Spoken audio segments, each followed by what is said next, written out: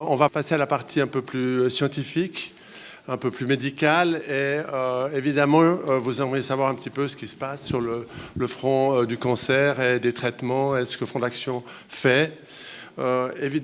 Évidemment, non, aussi, et vous le savez bien, pour certains, le nombre de patients qui souffrent de cancer en Suisse ou ici dans la région n'est pas en train de diminuer.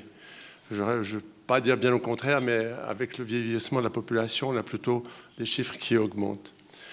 C'est à peu près 40 000 personnes chaque année qui ont ce diagnostic en Suisse, ce qui est quand même beaucoup. C'est 14 millions dans le monde.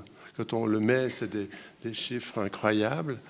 En Suisse, 16 000 personnes en meurent de cette maladie, mais aussi on traite de mieux en mieux cette maladie et les gens vivent avec le cancer, vivent avec ces angoisses, ces problèmes, ces traitements, et ça fait à peu près, on imagine, 260 000 personnes en Suisse selon les statistiques de l'Office fédéral des statistiques, ce qui est quand même énorme.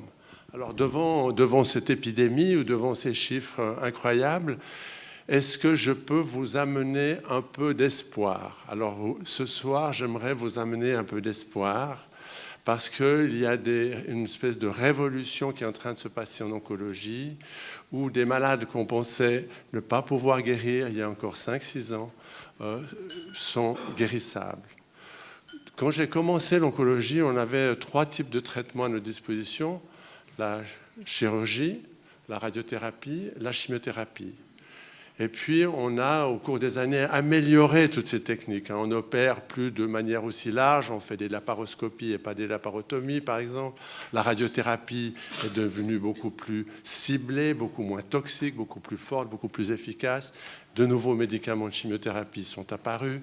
On sait mieux combiner tous ces 3 traitements.